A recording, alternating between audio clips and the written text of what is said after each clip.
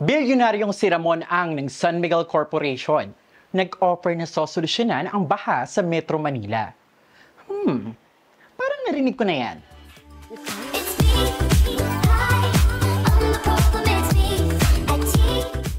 Panoorin kung ano ang problema sa ating balitang with feelings.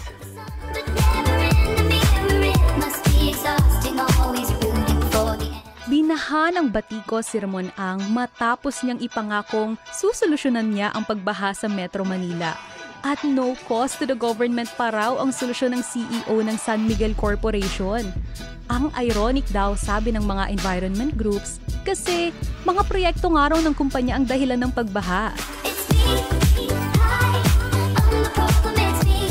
Isang pag-aaral rin ng Department of Science and Technology ang nagsabing pwedeng palalain ng New Manila International Airport ang pagbaha sa Bulacan at NCR. Disaster waiting to happen naman ang tawag ng international NGO na Global Witness sa pagtambak ng lupa sa Manila Bay dahil posible daw itong lumubog after 30 years. Nako! Pati ang Department of Transportation itinuturo ang Metro Manila Skyway at MRT-7 projects bilang mga nagpalala ng baha. Pero imbis na managot, ang tugon ni Ramon Ang, biniblame na naman ako. Ay, iwas sa accountability. Para sa grupong Ibon, hindi kabutihang loob kundi isang strategic investment ang pagbo-volunteer ni Ramon Ang na solusyonan ng pagbaha sa Metro Manila.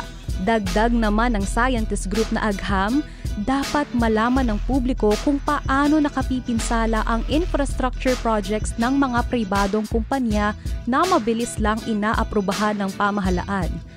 Sabi rin ng grupo, may pananagutan ang Marcos Jr. Administration sa mga proyektong inaaprubahan nito pero nagdadala ng matinding perwisyo sa publiko.